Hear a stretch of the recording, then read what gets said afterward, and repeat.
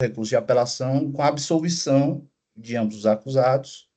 Se não, caso mantida a eventual penalidade, o que não acreditamos, que sejam levados em consideração a ausência de antecedentes, desconstituídas as majorantes em relação à, à participação em grupo ligado a porte de arma de fogo, que não faz qualquer sentido nesse aspecto. Não houve a obtenção de vantagem ilícita e nem qualquer tipo de evidência concreta à participação duradoura, um tempo considerável, com tarefas específicas e, ao mesmo tempo, com o ânimos de associação para integração no grupo criminoso que visa tão somente o cometimento de delitos. Eis as considerações da defesa. Muito obrigado. Obrigado, doutor Felipe. Com a palavra, o novo procurador. Obrigado, senhora presidente.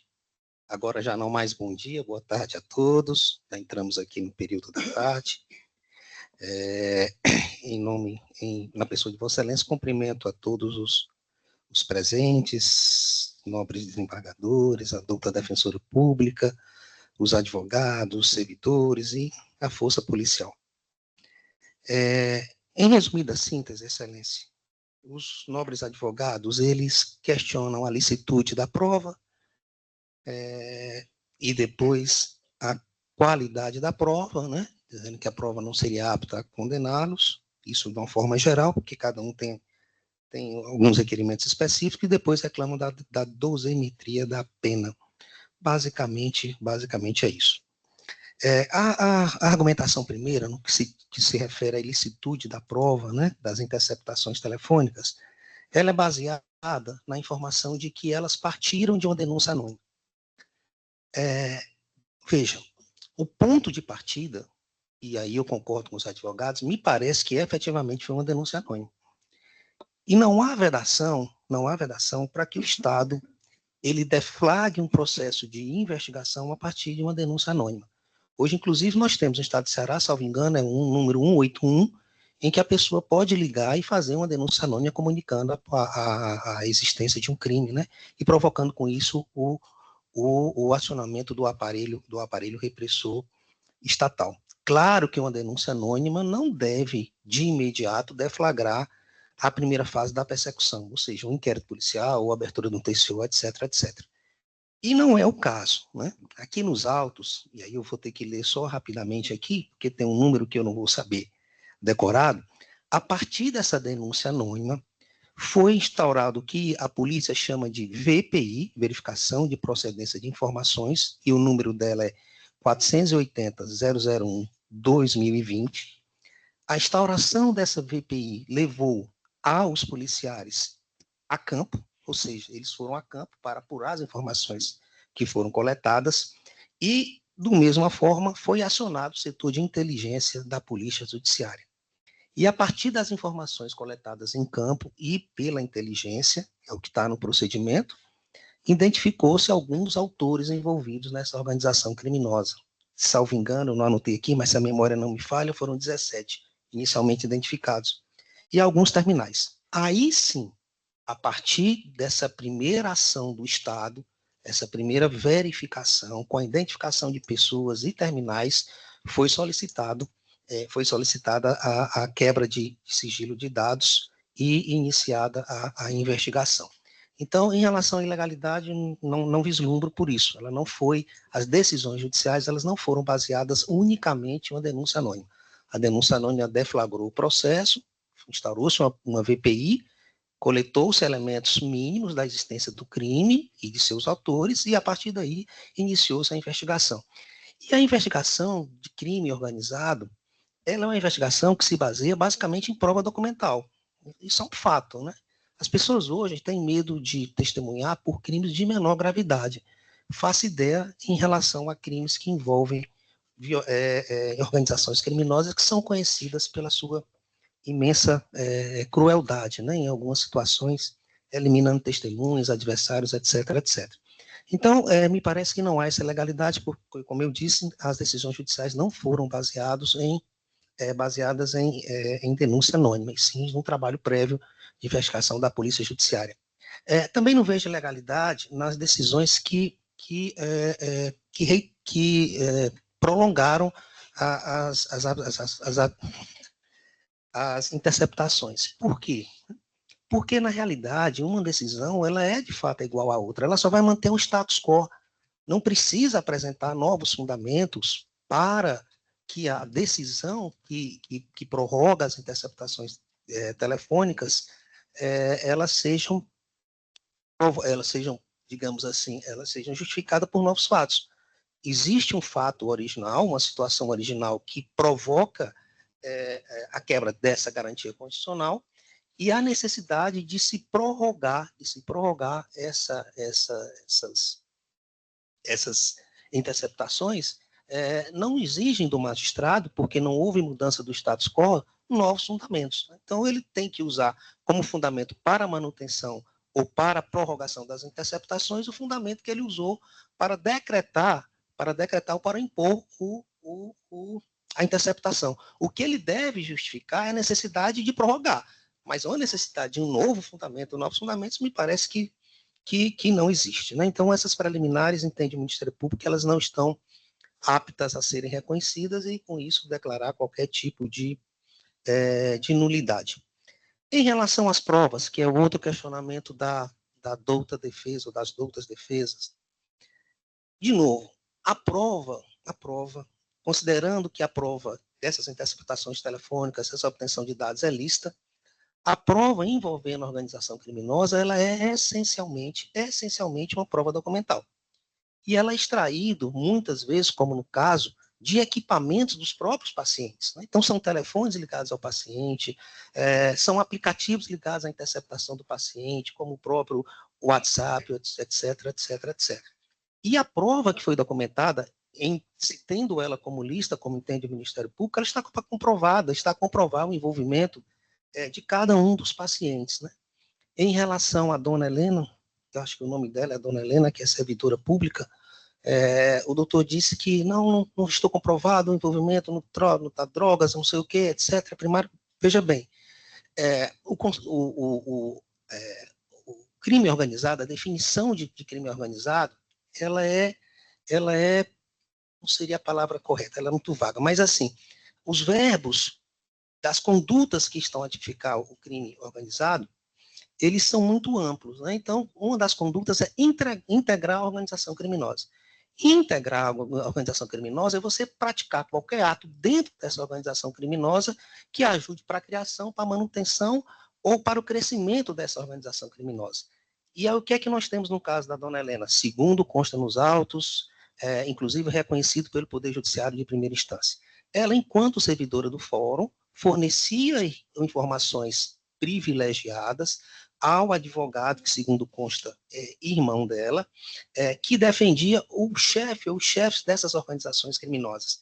Eu li aqui um trecho da manifestação do doutor Maurício, que é o procurador que emitiu a manifestação escrita do Ministério Público, o nosso decano, que ele diz, pegar a armada, em relação a dona Helena, teria informações, inclusive, de eventual expedição de mandado de busca, apreensão ou de prisão em relação a esses pacientes. Então, a conduta dela me parece estar devidamente individualizada, né? Ela, de certa forma, contribuía, enquanto servidora pública, para manter a organização criminosa. Da mesma forma, o advogado. E aqui não se confunde o advogado da advocacia. São duas coisas completamente diferentes. A advocacia, todos nós precisamos dela, né? O que nós estamos julgando, o que o tribunal está julgando aqui nesse momento, é a conduta específica de um advogado, não de um advogado que está a defender licitamente como deve o seu cliente, mas um advogado que, segundo, de novo, foi provado nos autos através de provas documentais, estava usando informações privilegiadas de um servidor público para beneficiar os seus clientes. E isso me parece que também é muito claro que ele, nesse instante, ele sai da condição de advogado e integra e passa a integrar a organização criminosa. Em relação à dona, deixa eu ver aqui a outra, a dona Erilane, né? Então, para mim, a do doutor advogado e a dona Helena está bem caracterizado. Em relação à dona Erilane, deixa eu ver aqui quais as anotações que eu fiz rápidas em relação a ela.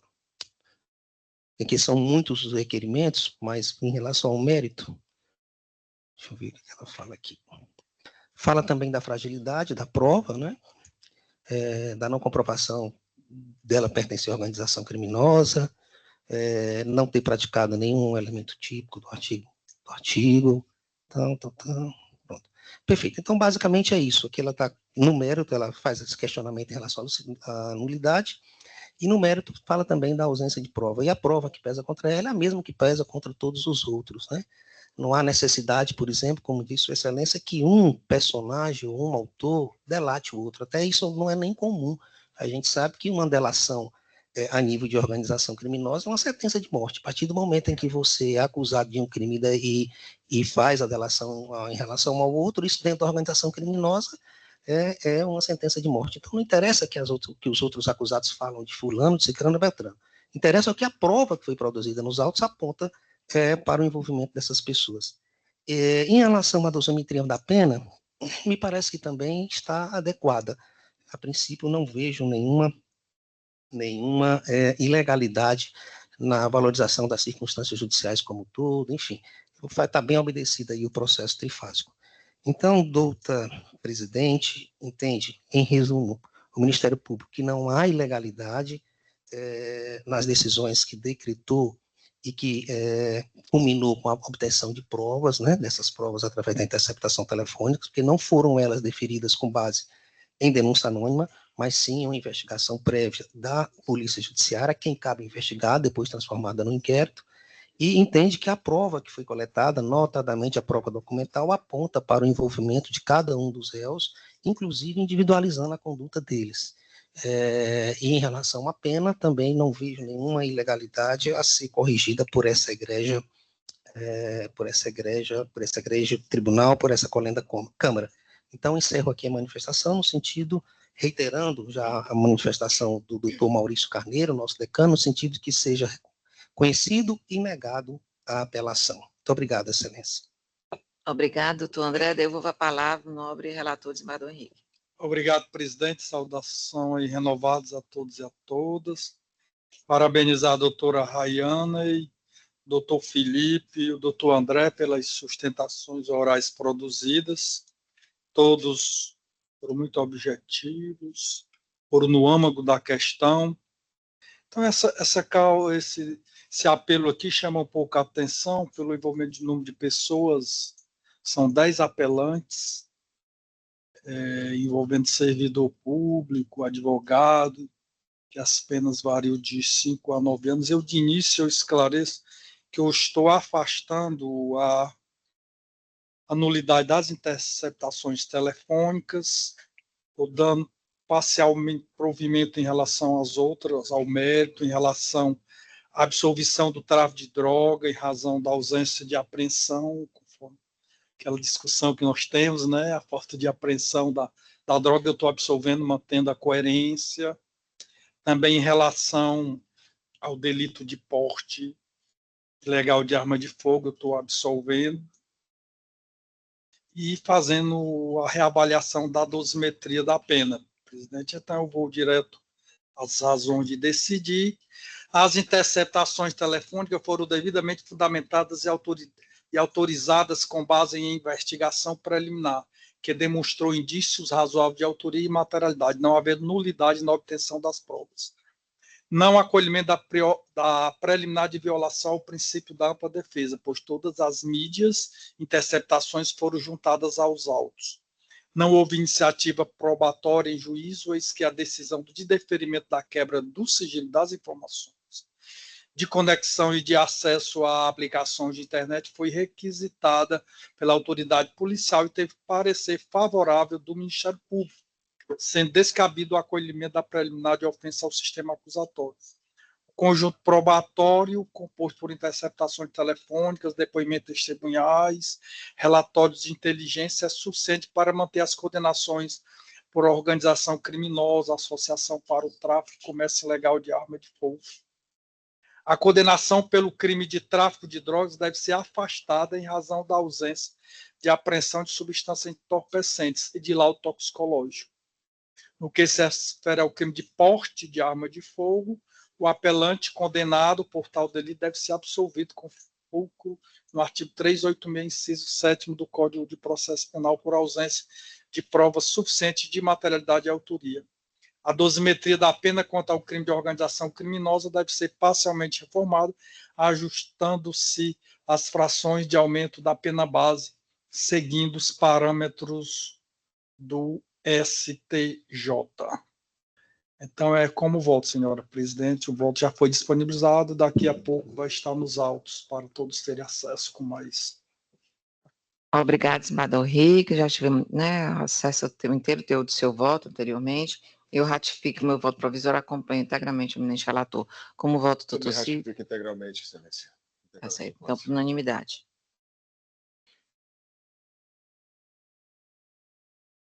Boa tarde a todos, excelência.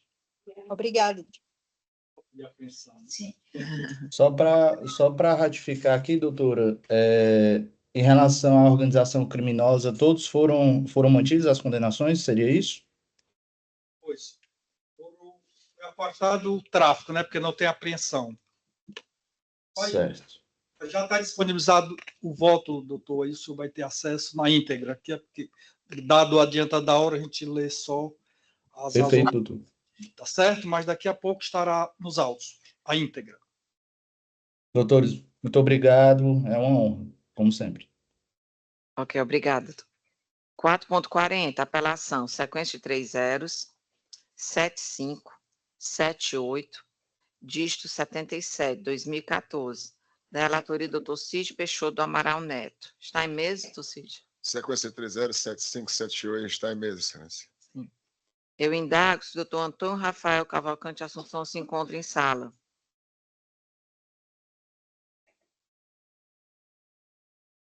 Não se encontra? Sim, excelência. Ah, sim? Ah.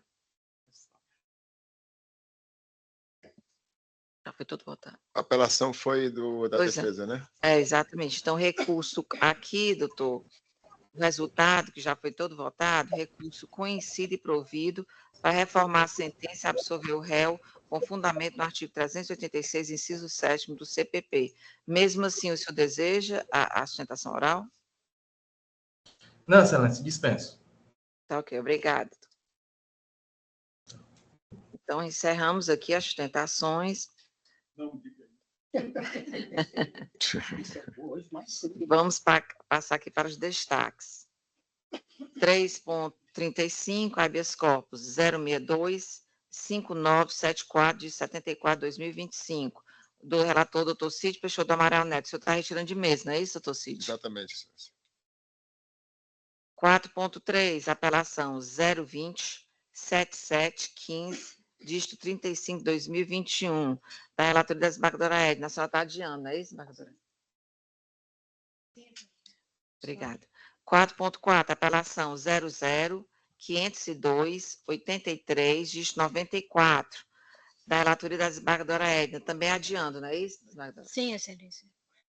E 4.36, apelação 00-283-14 de 71/2024, relatoria do doutor Cid. O senhor está retirando de pauta, não é isso, doutor Cid? Então, vamos aqui os processos pendentes de julgamento.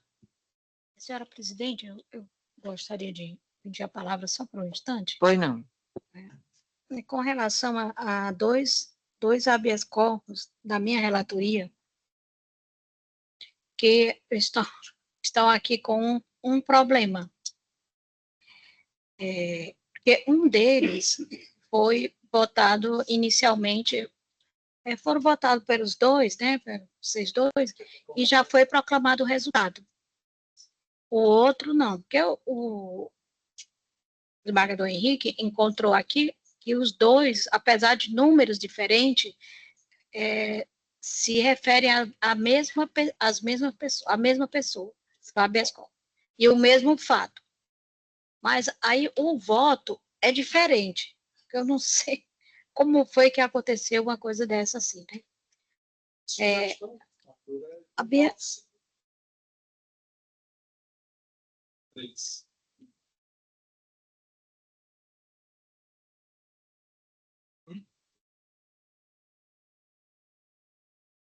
o número do processo é 062 58 32 70 2025. É o habeas corpus, né? E o outro é o número 1, que é o 062 57 25 26, que esse é que está com o voto da pessoa diferente do que está no calendário e os autos. Está entendendo? Sim. Então, eu não posso, eu posso retirar ele de mesa e a gente resolver esse problema, né? O outro está certo, né? O problema é que ele já foi votado, né? Aí você O problema dele foi o seguinte, foi impetrado pela Defensoria Pública, aquele primeiro. Aí no plantão já foi concedido, aplicado cautelar diverso da prisão, no plantão. Foi distribuído para a desembargadora. Acontece que um segundo HC, impetrado por um advogado desta feita, esse 3, e teve um voto divergente do primeiro. Como já foi proclamado o resultado do primeiro, eu acho que o que tem que fazer aqui é julgar prejudicado esse segundo, porque o objetivo já foi alcançado. Eu vou retirar de mesa e eu vou monocraticamente. Pronto. O problema é porque ele já foi anunciado como julgado, que ele tem o voto dos dois membros, né? Não, primeiro, esse terceiro não. Esse terceiro que a senhora vai tirar. Você vai tirar, você faz monocraticamente. Como é? Tira o de mesa só esse segundo, que está com voto divergente. O primeiro. O primeiro já foi proclamado. Mas o primeiro, o voto é de outro processo, não é dele. Não, é do mesmo. É do mesmo. O voto não. Ó, o voto é em favor de Emerson Limeira Ricardo. Mas aí só o nome que consta. Mas só que quem falou em Emerson Ricardo não foi só a defensora pública, não? Não. Mas falando mesmo. Esse habeas corpus 2526, final, é desse Douglas. Diz só o nome do primeiro aí. 062 57 25 26 de 2025. Nesse daí eu só verifiquei, sabe o que foi, desembargadora Edna? Como se só a defensora pública tivesse colocado o nome do Emerson, mas se tratava do Douglas. Tu tá entendendo? Mas ela botou mesmo Douglas. A defensoria botou em favor de Douglas Antônio da Silva. Mas aí, então, no recorrer do voto foi Emerson, saiu Emerson. Na petição desse 25, 26, é do Douglas, entendeu? Mas o meu voto é em favor de Emerson Limeira, não sei de quê. O voto do processo é em favor desse Emerson Limeira. Ele está sendo processado pelos artigos 140, 329, artigo 5º da Lei 11.340-06. Não, eu não consegui entender como foi que ainda... Então, acho que é melhor retirar os dois. É melhor retirar os dois. Retira os dois de mesa. Pode dar uma... Aí a senhora analisa bem aqui. É melhor. Eu mudo aqui. Gustavo. Pronto. Retira os dois. Retira os dois de mesa. Pois é. Melhor. Nem o pessoal lá da minha... O que a gente acha assim, que foi um assessor fez um e fez o outro, mas fez o outro. Mas como é que eles fizeram os dois no mesmo pedido? É que eu não entendo, né? Sim. Fica meio confuso. Tá certo, então retirado, né? 3.25 já foi julgado, que é o 062-5341-63, né? Já foi realizado, que é da minha relatoria. Aí, 3.31, habeas corpus 062-57-52-09-2025. Aqui, a relatoria do Dr. Cid Peixoto do Amaral Neto. Quem falta? Faltar? Desembargadora Edna.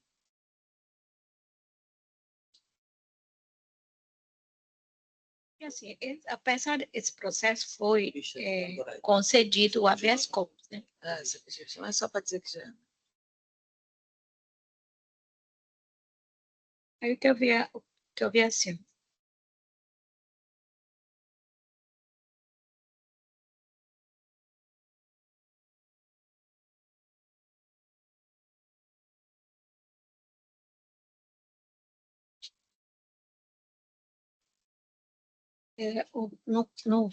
no seu voto tem assim, ainda que presentes os requisitos legais do artigo 313, inciso 1 do CPP, não se comprovou de forma individualizada o perigo concreto à ordem pública ou à integridade da vítima, que justifique a segregação cautelar extrema.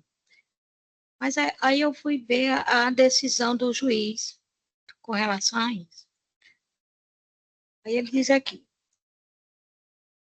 no que pertine ao fumus comissi delicti, resta evidenciado pelas declarações colhidas em sede policial, em especial das 3 vítimas, que detalharam a dinâmica do fato e a forma como foram praticadas as agressões e ameaças.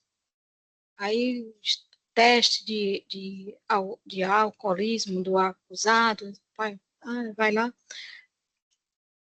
Aí, no final tem, nesse contexto, apesar do autuado ser primário e ostentar bons antecedentes, os fatos supostos foram praticados em face de múltiplas vítimas, inclusive envolvendo agressões físicas contra um idoso de 74 anos e ameaça com a utilização de arma branca, evidenciando a gravidade em concreto da ação e a periculosidade do agente.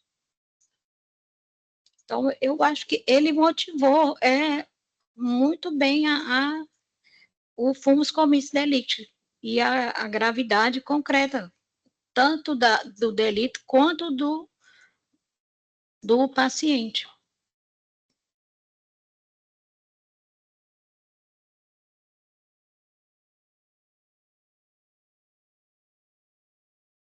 Doutor Cid?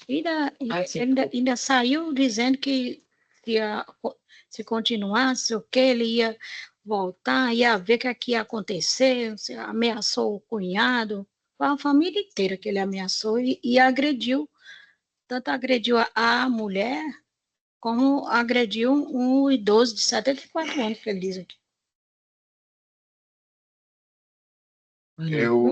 Na minha opinião, não caberia. Eu tenho adotado sempre uma postura até bem austera em relação mas no caso da vertente, eu não, embora tenha acontecido essa situação que se apresente realmente que incorra nesse processamento desse feito e que certamente a instrução vai se revelar bastante esclarecedora.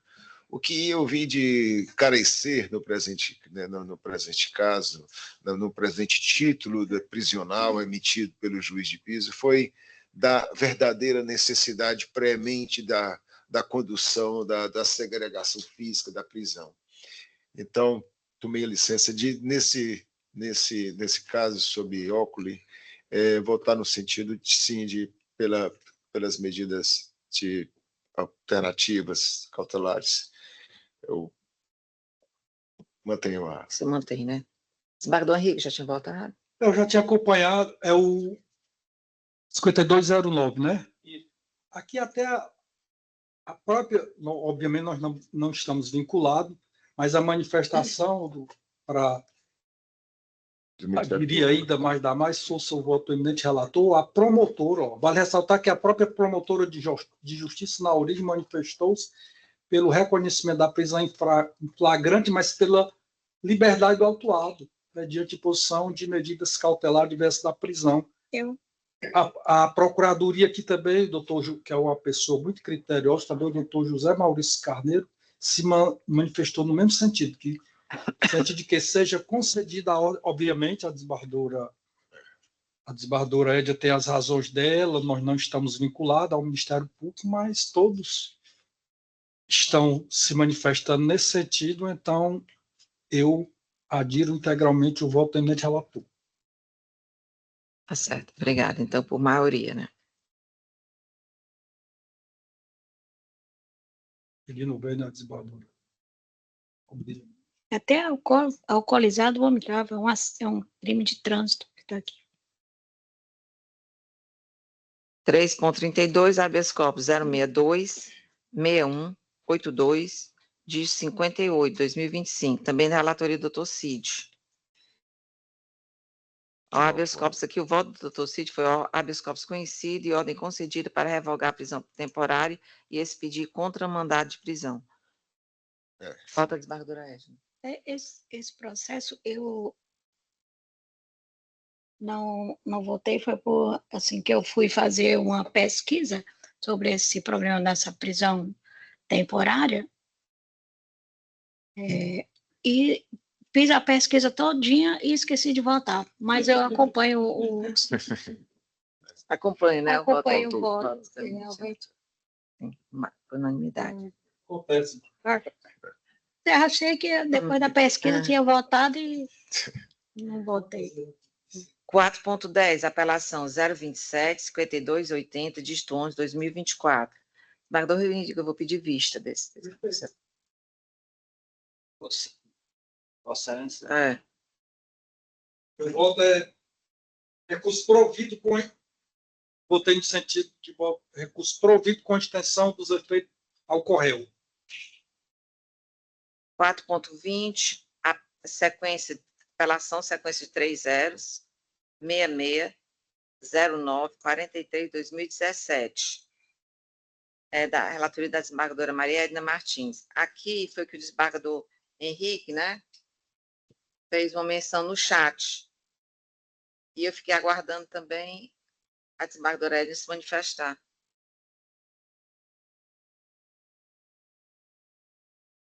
Aqui, desembargador, não é uma divergência, não, é apenas uma sugestão, já que está despronunciando, né? Tudo que pós-pronúncia está nulo, né? Não só a dosimetria da pena, mas a outra tese de Todas as demais teses. Novo júri, coisa e tal, é só isso. Insignificante, não influi em nada, é apenas uma sugestão. Eu vi essa conversa quando eu já cheguei aqui. Aí não deu mais para fazer, mas de qualquer forma eu vou dizer, acrescentar ou consertar no voto essa parte. Os demais teses, que Então pronto, com a acompanho, nulidade então, da por pronúncia, unanimidade. né? É. Com a despronúncia, tudo. Não só a Unanimidade. tese de dosimetria. Significante essa. 4.25, apelação, sequência 30, 1745, de 75, da relatoria do desembargador Henrique Jorge Orlando Silveira. Eu também estou pedindo vista, viu, desembargador Henrique? Perfeito. O voto do desembargador Henrique... É o 4575? 4575. Apelação conhecida e não provida, todavia de ofício extinta a punibilidade de um dos crimes concorrentes e o redimensionamento da pena quanto ao crime remanescente. Não é isso? É recurso desprovido, pedido parcialmente colhido de ofício, né? Sim. Perfeito. Pronto, não temos mais. Não diga isso, não. Estamos acostumados. Foi. Deu certo. Então tem que vir mais vezes. Senhora presidente, me concede a palavra rapidinho? Ok. Senhora presidente, eu queria, nesse momento, agradecer a recepção que eu tive nessa colém da Câmara, foi muito bem recebido, não só institucionalmente, mas pessoalmente, né, por todos. Queria registrar aqui o meu prazer de reencontrá-la depois de tantos meses, não vou dizer tantos anos, né? Trabalhamos juntos na comarca do Cariré, encontrei outras pessoas queridas aqui, como a doutora Betânia, desembargador Henrique, que trabalhamos muito pouco juntos, eu acho que ou eu numa respondência no júri, ou ele pela 8ª criminal, mas a gente teve assim, um contato rápido. Desembargador Edna, não tive esse prazer, porque eu acho que trabalhou mais no cível, minha vida sempre foi no crime. Desembargador Cid, me permita novamente chamá-lo dessa forma, já que Vossa Excelência hoje exerce a função típica de um desembargador. O Wellington, que sempre muito cordial, sempre muito atencioso, enfim, agradecer, registrar a satisfação. Hoje estou encerrando, pelo menos momentaneamente, as minhas participações nas sessões, e dizer que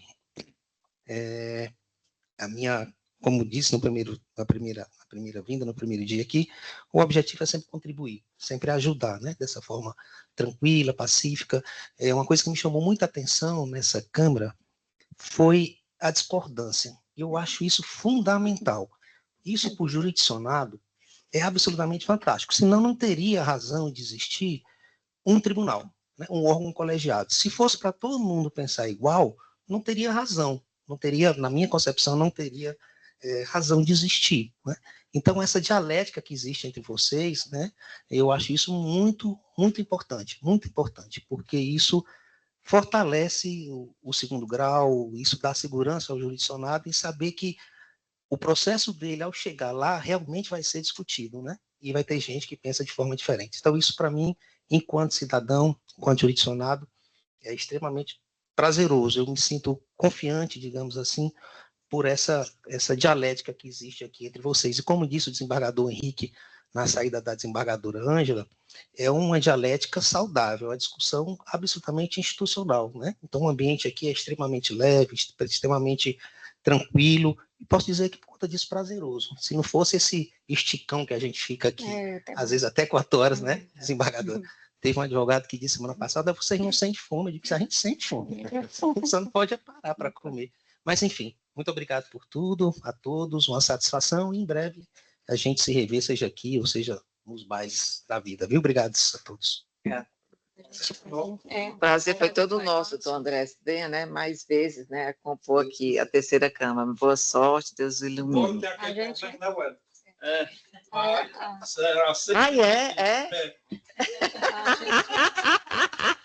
Qual foi o problema? Não é lá. Olha, eu quero... Não é... Sim, pois não, doutora Wanda. Pois não, só. A gente discute, mas depois é unido. Boa tarde. Eu só quero aqui falar aqui poucas palavras, dizer que eu estou muito feliz, né, com esse retorno presencial, né, que eu estava fazendo as sessões, né, de conferência, e estava realmente ansiosa, né, para retornar, né, esse convívio, né, a essa Câmara, que primeiro, a questão dos componentes, que é muito prazeroso já estar com todos, né? E segundo, da gente participar e ver todos esses debates, né? Muito, muito enriquecidos.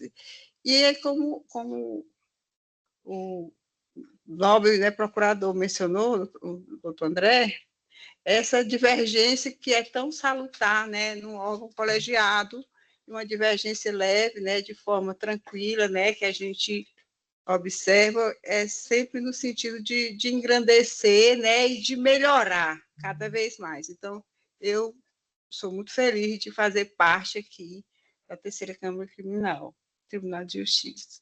Muito obrigada. Muito obrigada. Agradecer muito ao doutor André, doutora Wanda, feliz com as presenças, e também com os colegas, né? Muito obrigada por todos, a Força Policial, o Gadelha, e todos os demais, né? O Ed, Madeline, aqui, todos os demais, né, que nos fazem parte da 3ª Câmara. Agradecer e desejar uma excelente semana. Até a próxima. Até a próxima. Declaro encerrada para a gente